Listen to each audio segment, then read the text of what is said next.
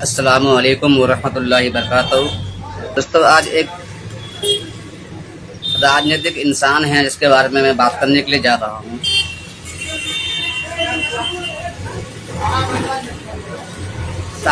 उत्तर प्रदेश के सहारनपुर उनका घर है और नाम इमरान मसूद है। उनका जन्म 21 अप्रैल 1971 को हुआ था और एक भारतीय पॉलिटिशियन है, बहुत अच्छे पॉलिटिशियन है। इमरान मसूद साहब अभी वर्तमान में सहारनपुर से सांसद हैं। वो सहारनपुर की नगर पालिका परिषद के अध्यक्ष और उत्तर प्रदेश विधानसभा में सहारनपुर जिले के मुजफ्फराबाद अभी के जो बेहद बन गए हैं से विधायक भी रह चुके हैं।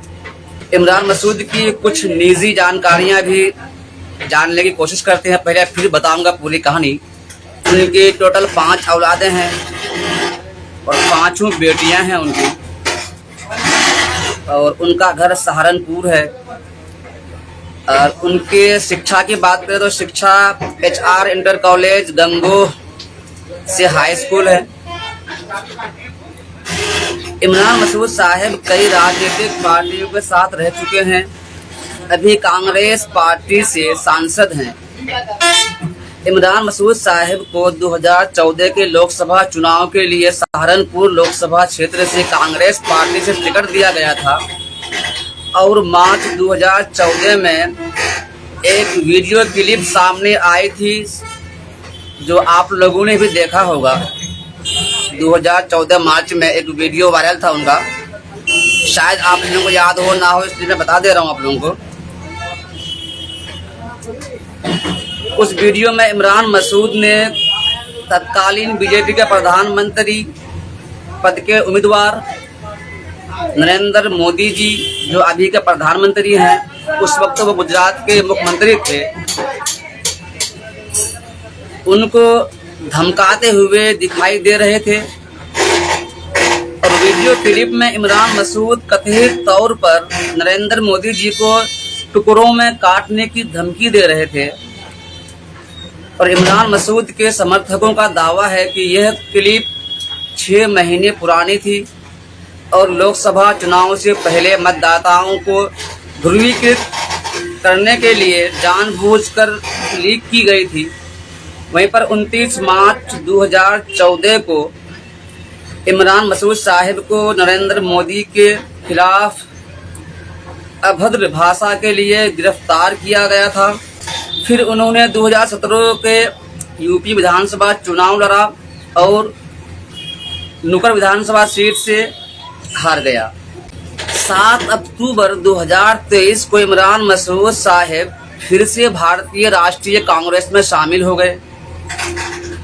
इसके बाद उन्हें 2024 के लोकसभा के लिए सहारनपुर से कांग्रेस पार्टी का उम्मीदवार बनाया गया और इमरान मसूद ने राघव लखनपाल को लगभग 5% के अंतर वोटों से हरा दिया और इमरान मसूद साहब MP बन गए। इससे पहले इमरान मसूद साहब कई पार्टियों में रह चुके हैं, जैसे कि समाजवादी पार्टी, बहुजन समाज पार्टी में भी रह चुके हैं। और मैं क्यों कह रहा हूं कि आजम खान साहब की तरह उनको मुसीबतों का सामना करना पड़ सकता है। मुझे ऐसा लगता है, यूपी की सियासत की बात करें, जो यूपी की सियासत में जो खलबली अभी हो रही है, लग ऐसा ही कुछ रहा है कि जिस तरह से आजम खान साहब परेशान हो रहे हैं, उसी प्रकार से कहीं इमरान मसूद साहब को भी परेशानी का सामना न करना पड़े। मैं ऐसी बात क्यों कह रहा हूं, उसकी भी बात आप समझ लीजिए। दरअसल आजम खान साहिब के साथ जो अभी हो रहा है, आप देख रहे हैं, उनके सांसदी भी गई, उसका बेटा विधायक था वो भी गया, उनके बीवी पर कितने सारे मुकदमे हैं और अभी वो जेल में है, आप सबको पता है। तो आपको शायद याद होगा कि आजम खान साहब की जो पहली गिरफ्तारी हुई थी वो भी अभद्र भाषा टिप्पणी की वजह से ही हुई थी, हेट स्पीच के मामले में ही हुई थी। और अभी इमरान मसूद पर 2014 के हेट स्पीच मामले में ऐसा होने का अंदाजा लग रहा है यूपी की सियासत को देखते हुए। आजम खान साहब की शुरुआत भी वही हेट स्पीच मामले से हुई और अभी बीजेपी वाले इमरान मसूद के खिलाफ वही हेट स्पीच के मामले को उठाने की कोशिश में लगे हैं। ये अंदर की बात है, ऐसा होने की उम्मीद पूरा है। इमरान मसूद ने जो कहा था सेम टू सेम वैसा ही आजम खान साहब ने कहा था, बस सिर्फ व्यक्ति अलग है और साल अलग था। 2019 की बात है और इमरान मसूद की बात 2014 की बात है। आजम खान ने 2019 में बात है कहीं तो वो भुगत रहे हैं और उनसे पहले का मैटर है इमरान मसूद साहब का। अब बहुत बड़े नेता हैं, सहारनपुर के राजनीतिक घराने से हैं, उनका ताल्लुक है। इमरान मसूद के बारे में बात करते हैं कि 2014 में इमरान मसूद उस वक्त के 2014 के गुजरात के मुख्यमंत्री श्री नरेंद्र मोदी का जिक्र करते करते उन्होंने कहा था, जो कहा था बाय शब्द मैं बयान कर रहा हूँ, मैं अपनी तरफ से नहीं कर रहा हूँ, जो उन्होंने कहा था सेम टू सेम मैं उसको दोहरा रहा हूँ, तक सुनिए आप लोग। इमरान मसूद साहब ने 2014 में क्या कहा था कि नरेंद्र मोदी यूपी को गुजरात ना समझें, गुजरात में सिर्फ 4% मुसलमान हैं और यूपी में 42% मुसलमान हैं। मोदी ने यूपी को गुजरात बनाने की कोशिश की तो यहाँ के मुसलमान मोदी को कड़ा सबक सिखाएंगे। ये इमरान मसूद के अल्फाज हैं। और आगे कहा था कि उसकी बोटी बोटी काट देंगे। और फिर इसी बात के बाद इमरान मसूद साहब के खिलाफ मुकदमा दर्ज हो गया था और इमरान मसूद पर SC/ST की एक्ट लगी थी, जो ST/SC का धारा होता है बहुत हार्ड होता है। तो आपके जहन में एक बात आएगी कि SC/ST की धारा क्यों लगी, नरेंद्र मोदी तो SC/ST है नहीं। आपको ये जहन में आता होगा कि आखिर नरेंद्र मोदी जी SC/ST नहीं है तो उन पर SC/ST का एक्ट क्यों लगा। तो उसको समझने की कोशिश करते हैं हम लोग। आपको बता दें कि उस समय 2014 में 2 विधायक BSP के थे, उनमें से एक विधायक SC/ST का था, यानी दलित था। और इमरान ने उनके खिलाफ भी बयान दिया था, नरेंद्र मोदी जी के बारे में बोलने के बाद उनके बारे में भी बोला था। इसीलिए SC/ST एक्ट में मुकदमा दर्ज हुआ था। और ऐसा ही मुकदमा same to same Azam Khan के खिलाफ भी हुआ था। और इमरान मसूद के वक्त में भी लोकसभा का समय, चुनाव का समय था और आजम खान साहब के समय में भी लोकसभा चुनाव का समय था। ये बात को गौर कीजिएगा जरा।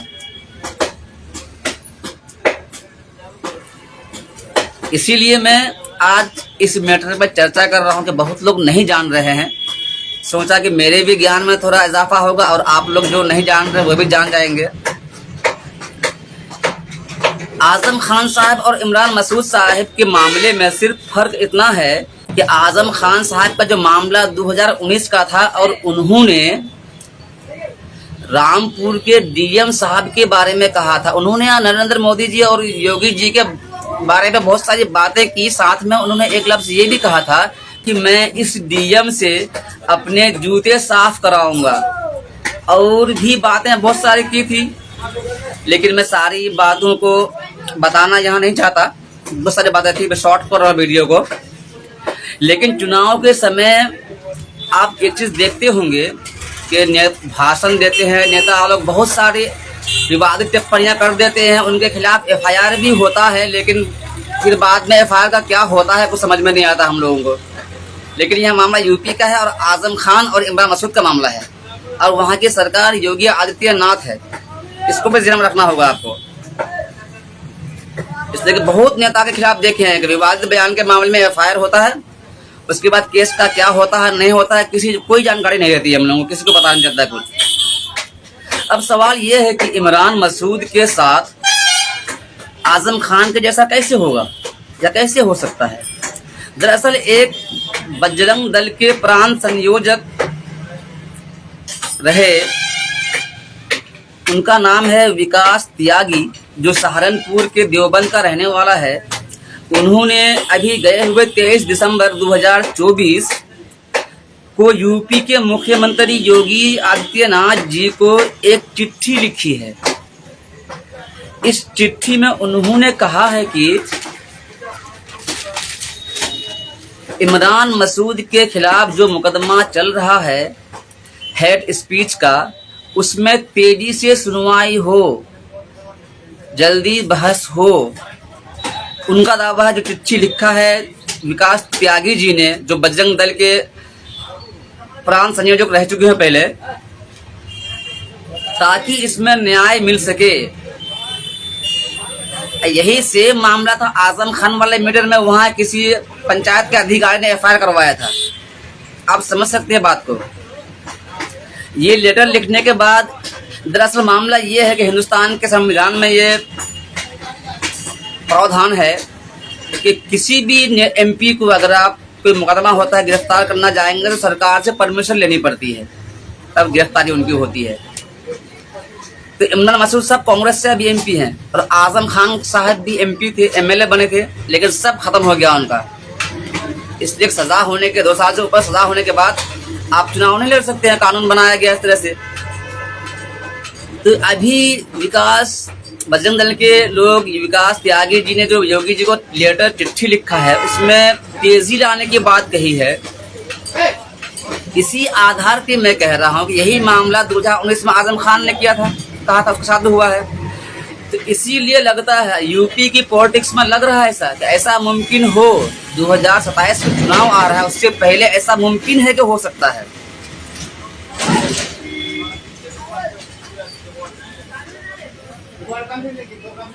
इसी आधार पर लग रहा है मुझे कि आजम खान की तरह इमरान मसूद साहब को भी मुसीबतों का सामना करना पड़ सकता है।